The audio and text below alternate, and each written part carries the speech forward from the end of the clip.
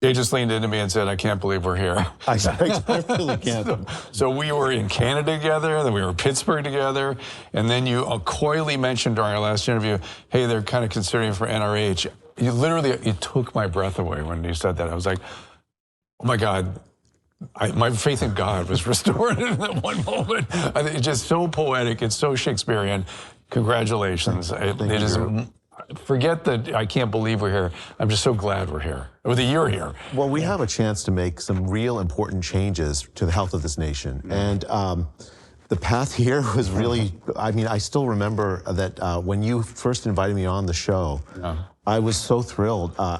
First, you've been a hero of mine for many, many years. And the idea that you would want to talk to me when I was essentially marginalized. You had a devastating takedown. You've been taken down, and that was. But I told you the first time I interacted with you, because I was like, oh, this is the guy. Are you kidding me? And I thought, oh, this is the poster child for the excesses. This shows you how off base they were. Little did I know how rapacious and I mean just illegal some of that behavior seemed to have been. But it was, and you were the poster child for it, and justice has been served. Well, you know, to me, justice is, let's use the power of the National Institute of Health to do research that makes America healthy. All right, that is how justice will serve. Now you've come in. Have you got the lay of the land here? Do you kind of? I mean, you've been in some big systems before. This is a big one. I'm still finding my way. I think it's going to be a month and a couple of days, so it's. I'm still figuring, figuring out where the offices are. Yeah, and so are we going to change how funding is done? There's been a freeze, right, on funding? Not exactly free. So there were disruptions, mainly associated with making sure that we depoliticized the NIH funding. So like a lot of funding for DEI, and we're working through that. So we're going to go back to medical research. Yeah, is that the plan? I mean, the thing that people are so concerned about is like, does this mean we're no longer committed to minority health? Well, no. We care about making sure every single American is healthy, no matter what your race, sex. But we also want to make sure that the political ideologies that have sort of intertwined inside the healthcare research and these systems is taken away. We want to focus the NIH on the health of the American people. It seems like some of that has happened to our profession too, at least on the academic side, the teaching side. Are you getting support from our profession, from doctors, and are they enthusiastic about wanting to get back to science? I've heard a lot of support. I will say it's very divisive, honestly. It's still quite divisive. So crazy. But I think most people in medicine, as you know, Drew, we're not in it because we want to make a political point. Or people to be sick, or we want to make people better. Exactly. And I think that's the spirit that I'm seeing. I mean, it's going to be bumpy times for sure to get to there, but. You were very grateful about the position the president of Stanford had taken vis-a-vis you and some of the excesses of COVID. How has he been in terms of supporting this position? He's been very supportive of me personally. I mean, I do think that the big universities of this country, I mean, the relationship between the universities and the NIH, it's a time of transition. So there's going to be some bumps in the road for sure. But it's probably, like you can probably tell, with like the Harvard, but I think— Is that your money? Well, the NIH froze a lot lot to Harvard. That $2 billion that they feel they have a right to, is that coming through NIH, or some of it is? Much of it is. Much of it is, yeah. So. What I don't understand, and I don't understand how you're going to deal with this, again, I want to see us get back to teaching science and doing science, which I think you and I have talked about over the years. It's just we've gone— I don't know what we're doing. I don't recognize it as science. When we were in Pittsburgh, Brett Weinstein came running up to me after I gave that presentation that you very kindly introduced me for. And he said, that's it, it's science. It's a delicate instrument and we're not teaching it. And I thought, yeah, I see it too. Something like 70%, if I'm not right, or 60% of the money you send to these universities goes to administrative costs. That is not science. Yeah. What do we do with that? I don't know what you do, but what are we going to do? So this is a complicated question. Is it 60%? No, it's not quite that high, but it's the way they do the math is a little funny. But let's say 30%. Okay. Okay. So part of it is legitimate. Like, we want to make sure that the scientific institutions of this country have the finances they need so that they can keep going. It's what makes the United States a world leader in biomedical sciences, right? So part of it is that. But the way that so I think it's correct that we do support. We want them to have a robust, quality system. Do they need all that? That's the question. Yeah. So like do they need all that? That's really the issue. Okay. And also, who gets it, right? Should it just be the top universities? That's where the NIH spends much of it, or should it be spread to other institutions that have excellent scientists that can do the work? And to me, I think that's the real question. Is the amount of money is obviously that's the frontline policy issue, but really just underneath that, and probably even more important, is how do we use the money so that we have the scientific infrastructure we need? Right now, what happens is we have groupthink. We send the money to relatively few institutions, and it's not good for science. It's not good for the health of the public. We're gonna revisit that. So in a way, you're saying you're going to create a market. Exactly. Yeah. So they will have to lean out because they'll lose out. Yeah. Well, right now it's the system way it works is much more top down and is not market like. So I want to make this a much more competitive kind of thing. So that you know, if you don't have to necessarily be a Stanford, Harvard. I mean, these are all excellent institutions. I love. I've been at Stanford for so many years, but that you shouldn't have to be at a place like that to compete for. If you have an excellent idea, we want to fund it. If it's going to make America healthy, we want to fund it. Does it have? I mean, I've been involved with little organizations that help fund research, and I've sort of gotten exposed to sort of the international scene. It's not all at universities. Or if it is, it's like you say, not at the moment. That's a good point. Are you going to fund all of that? Is everybody open to NIH grants sort of equally now? So the NIH does fund, independent labs. It funds. I mean, so it's not that the NIH doesn't fund those, but the bias has been against those. Okay. And that's what it feels like to me. I want to level the playing field. Good. Like these institutions. I mean, that's good. I don't want to destroy these institutions. No, it's where you create creativity and it's just you want organizations that allow people to express their ideas without suppression, and where we focus them. The brilliant scientists of the country on making America healthy instead of on esoteric, ideological nonsense. Let's focus on advancing. And or doing propaganda and or silencing and censoring, which is so crazy that we went through that period. It's crazy to me. You were censored. Oh, I know I was. I was actively attacked. I didn't realize it. Now I can look back and go, oh, yeah, somebody did that. It was organized. But okay, whatever. Here we are. It changed.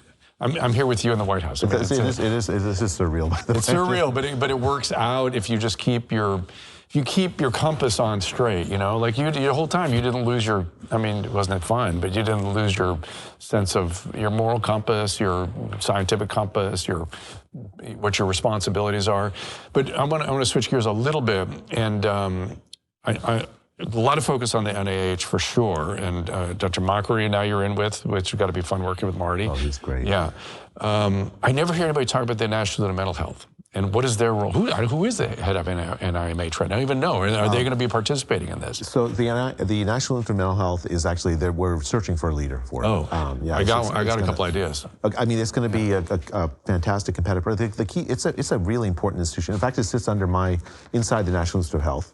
You know, you should hire Jeffrey Lieberman, the former head of the American Psychiatric Association. I've heard of him, actually. He wrote a book called Shrink, it's called.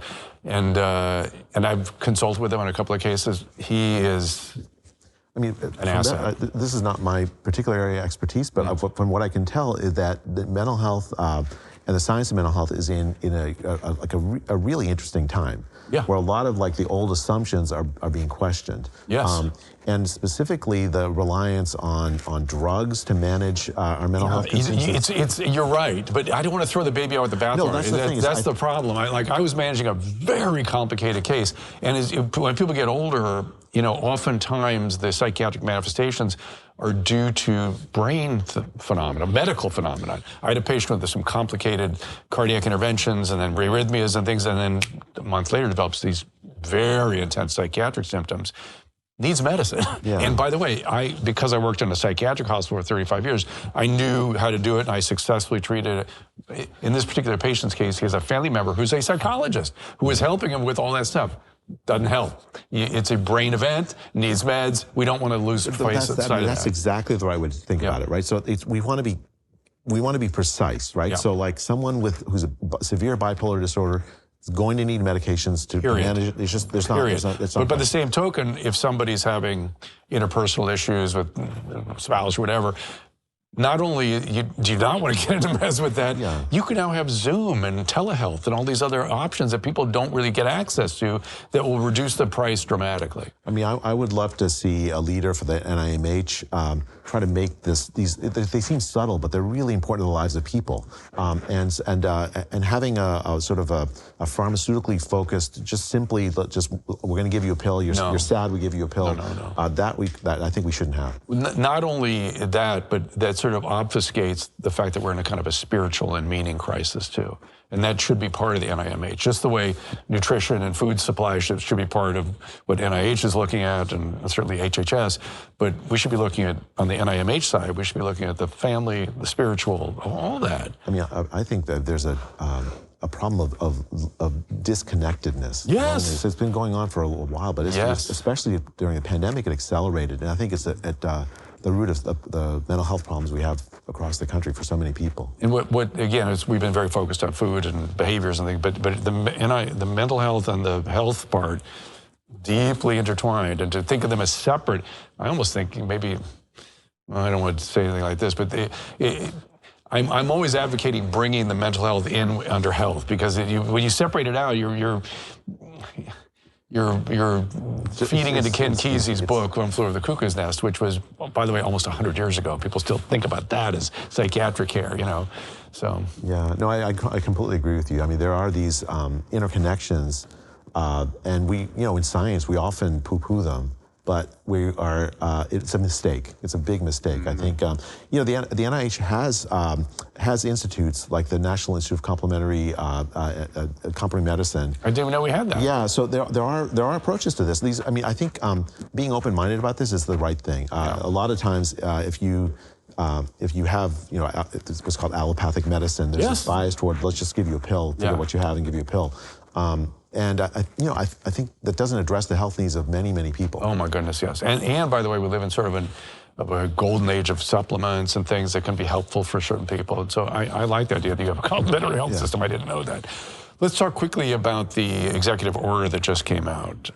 You were giving me notes on that the other day. They ended up canceling my thing in the morning. I know, and I got a sense of, oh yeah, that's right. Jay's in that world now where it's do it now, do it now, do it now. Oh, sorry, do it. Okay. We got canceled. We'll do it next week. I'm learning this from that. You know what used to run exactly like the way the White House runs? CNN. When I was over at CNN, it feels so familiar to me. They had the same kind of urgency to everything, but nothing was really an emergency, but everything was an emergency. But you know what's funny, Drew, is academics is completely different. I'm sure. Things just nothing happens and nothing happens and nothing happens, and mostly just nothing happens. You might get something published. Now I know I didn't go into academia. Yeah, this is so different. But actually, it's in some ways pretty exciting and exhilarating. So. Oh, it's got to be just, and this is an administration that aims to make a difference, and so how great for you. But that executive order, is there anything in there that stood out for you? I'm still trying to remember what was all in it. There's been so many. So yeah, this was the last drugs, one, right? last week. So I was asked to talk about this in the press. So President Trump has taken action to reduce drug prices for Americans. Yes. Right. So just the top line things that he did. One is the price of insulin and epinephrine has been really high for many Americans. Yeah. So he has ordered the availability of these drugs for basically pennies for poor Americans. It's a huge win. He ordered essentially the FDA to make it easier you have a top line drug, it's really expensive on patent, and then someone else comes along and says has a second drug that's in the same class. Me Too drugs. Yeah, and those are actually you say the Me Too drugs, and they sound like derivative things, but what they do is if you have them, it reduces the price of the competition. Oh, interesting. And so to make it easier to make those drugs to come in is a really good thing. Also, there was a difference between hospitals hospital administration of the same drug that's given in the outpatient. So they're going to get rid of that. Yes, absolutely. So like for a lot of oncology drugs, you have cancer. If you get it, if you get the chemotherapy in the hospital, you have to pay much higher prices than if you get it in an ambulatory center or something. So forget that. He's going to make that. Then I saw him going at. I was glad to see this word, something I've never heard from the government: pharmacy benefit managers. They were going at that. That's a major issue, which is the middlemen. People don't know these guys exist that determine the price of our medicines, essentially. Yeah. So right. So this is a crazily complicated market. It is super complicated. And so you have the manufacturers of the drugs. You have the pharmacies, right? You have the hospitals. You have the insurers who pay for everything, right? There's a middleman called the pharmacy benefit manager who has contracts with every single, a relationship with every single element of this ecosystem, and it's almost impossible to understand what role they play, and there are these kickbacks. I mean, there's all kinds of it's obscured. And so what President Trump's order does is it makes it so that Americans will be able to see what those middlemen are doing. Exactly, and that I think will take care of a lot of them. Yeah, excesses. I mean, I think it's one of these things where the drug price problem is so big, it's going to take a lot of actions to solve it. And I think this this executive order is a good first step because the healthcare system is such that it shuts out so many people, and the high price of drugs is one way to do it. I think this executive order shows exactly where President Trump's heart is. He wants to address this drug price problem, and he's doing it in ways that are consistent with the market working properly, at the same time standing up for the people.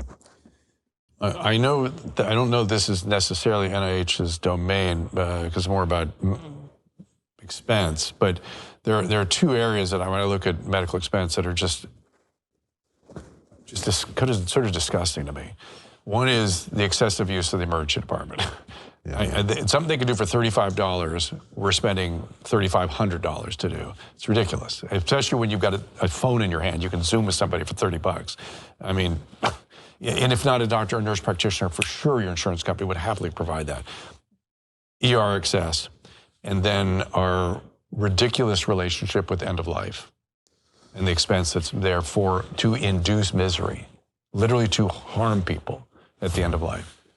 Well, my father-in-law just passed away last November, and so I watched this process and how it played out. And it was absolutely heartbreaking. I agree. I think the way that we manage this is not humane in many times. It's useless, and it induces our job. One of the we forgot ever since morphine sulfate that taking away misery was really a challenge for medicine throughout medical history, and we got pretty good at that. And now here's this one area where we're enhancing misery. And frankly, because I've been dealing with this so long, it is in response to families' unwillingness to feel grief. Yeah. They're avoiding grief, and they keep patients long. I've seen people stay as in animated, sort of weird states of God knows what for months and months and months, so the spouse didn't have to feel grief. The patient had been gone for a year. Their heart stops beating. Then they feel the grief. That did not help anybody. I mean, there's expense like that. And as you said, the ERs. Fundamentally, the problem is that America is not a healthy country, right? And so we spend all this money. This is something that Secretary Kennedy is so good on. The reason we are in this fiscal crisis of of expenditures on healthcare is because we don't make the investments to make sure that we stay healthy and don't need those expenses, right? We think about those expenditures as necessary. Of course, it is necessary to care for people when they're sick, but better is to create systems so that people don't become sick in the first place. Yeah. That's the heart and soul of the Make America Healthy movement. It's what President Trump wants, and I think to me it seems so simple in one sense. Like, why would you not want that? Like, why is it politically controversial? Right. And what I found out is that there's so many. Often just unintentional, but our structures are set up to promote behaviors that create the sickness that then we have to go bankrupt over. motivational systems. I would argue the same thing is true of the destruction of our families and the lack of meaning making. It's all perverse incentives that make humans will respond to incentives, and they'll end up where they end up. Yeah. And it's not good right now. Yeah, you're talking like an economist, Drew. It's like, I'm impressed. It's, I know a little bit about that stuff, but mostly I know that, you know, I had this great good fortune of having had this incredibly broad clinical experience that no one's getting right now. So I was all those years in a psychiatric hospital, many years in an ICU, many years in hospital medicine, straight medicine, outpatient medicine, addiction medicine. I had all these experiences, and I have a deep understanding of the human being, and I'm so grateful to have had this view of it, to share it in so much of it. But Homo economicus is part of us. One of the things that come to bear on us. I mean, I think that the idea that incentives matter. I mean, that's at the heart of economics. But it's also the heart. It's if we understand sort of how these systems work. And you said, like as you said, it's a spiritual problem. It's a family problem. There's issues throughout American society. The problem has been that our policies reinforce some of those problems rather than try to solve them, make it harder. They either cause or accelerate. Yeah. And by the way, it's why some people have the instinct of just get government out. At least they won't be adversely impacting these incentives. Yeah, I mean, I think I understand that incentive, but at the same time, there are places where the government really can play a big role. I mean, take research. I'm the director of the National Institute of Health. My job is to do research or to promote research that the private sector wouldn't do. Right. So if you have a discovery that says, look, this very, very inexpensive medication can solve this problem this other very expensive drug does, who's going to do that research? Or you have a research program that says you don't need this drug at all. Right. You know, just take the recent action by Dr. McCary on food dyes. Yes. Right. So what he told me, the pushback he got was, well, there's no research proving it's bad. Well, who's going to do research proving it's bad? Like it's like you put petroleum-based products into children, and no one has any incentive to do research that's proving it's bad. You want a system that says, look, I don't want to. You're not allowed to put petroleum-based dyes into children unless you prove it's good. I mean, that's the other way around, right? Right. We have to rethink how we do our structures were based on an accumulation of many decisions that really do need to get rethought, and the results are just bad. That we have a chronic disease crisis that is killing Americans at scale. Obesity, I'm telling you nothing you don't already know. But no, but I just think about it makes me sad when I hear about that. It's why my instinct has always been, why is the federal government involved at all? We're going to get them out of here. And we have a state system or a county system. Let them kind of handle it. At least that's closer to the patients. But you're right. You can make a difference, and I'm just so. I have to let you wrap up now because I know you're got a tight schedule here, and I feel. But my faith is renewed in the possibility of government doing good things by the fact that they selected you to do this job. So that's the first step. They put somebody good with a good heart who can do it, and a great physician. It gives me so much hope and faith. I have faith that you will find some stuff that will make a good difference. So. Well, that's my hope. Well, any surprise? Anything that's shocking you? Anything that's any worry you have going forward? And what's on your mind?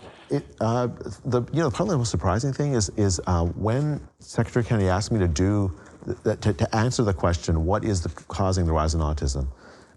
It's actually surprising how much can get done when there's the political will to do it, right? That's a question that has been very difficult to get scientists to actually address. I don't know the answer why autism. I don't either, but I'd like to know. And by the way, I would also argue that there's been a political movement to suppress the question even, and it's amazing how much that can have an effect. That actually didn't surprise me. I knew about that. Yeah. What I didn't know was that when there's a political will to answer a question like this, it will happen.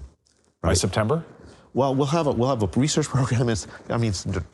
Drew, you know, it takes science takes its own time. I know. Well, at least you have data analysis. No, you have some hypotheses. We'll have a program, an independent research program where the nation's scientists can bid for funding to study the program. We'll give data available to them so that they can analyze the links of autism with environmental exposure, diet, age of the parents, age of the, and genetic just background. we're gonna have an all of the above approach. Yeah, good. And with no a priori thumb on the scale, you can't look at that. Yeah, good. And so we'll have an honest answer. I mean, it's hard to. As a scientist, I never say, okay, we know this in 2 days. Because 2 days from now, you say, well, where's the answer? Of course. But I think that we actually, for the first time in history, are really honestly asking the question. And that's actually surprised me, that when there's a political will to do that, you can actually get past the institutional desire to not know the answer to a question. Interesting. I can tell you my personal story. I spoke at lots of colleges and universities over the years, but one of them I would give a lecture to their incoming freshman class every year for about 15 years. And it's a very, very elite science institution. And I noticed, I would give a lecture at the beginning, maybe 25 years ago when I started doing this. At the first couple seats in the front rows, I could say, oh, those kids I could see, I know what a spectrum is, And as the years went on, the rows started filling up, the next row, and it got so bad that institution, not so bad, it got so prevalent that institution needed to set up a separate autism department and program for helping them manage whatever stressors or unique issues they had. And whatever the answer is, it's almost like, I mean, there's such a range. It's likely be the case that the biology is going to be very different for the more So you're putting your finger on this. This may not be people go, it's not a diagnosis. I thought to myself, it's not. It's a syndrome. And as such, yes, there's going to be a lot of different things in there. We're going to have to look at that too. And we'll tease it apart. I think we'll learn a lot more about it, and we'll get answers to parents and children of this country who have been desperate for answers for years. I'm talking to Jenny McCarthy in a few weeks, and I want to apologize to her because she's looking for answers. And I was a little dismissive, and I thought, God, it's sexist, and it's like, you can't let moms try to come up with some answers here. Yeah. We'll do it on their behalf. So. Well, I thank you for being here. It is such a privilege. It just warms my heart. I'm still I still get a shock that you're talking to me. I mean, I listened to you for years. You're in the White House now. You can let that go. So let your teenage self be impressed, and let your adult self own what it's done. I'll try to do that. Yeah. But anyway, thank you for being here. Appreciate it.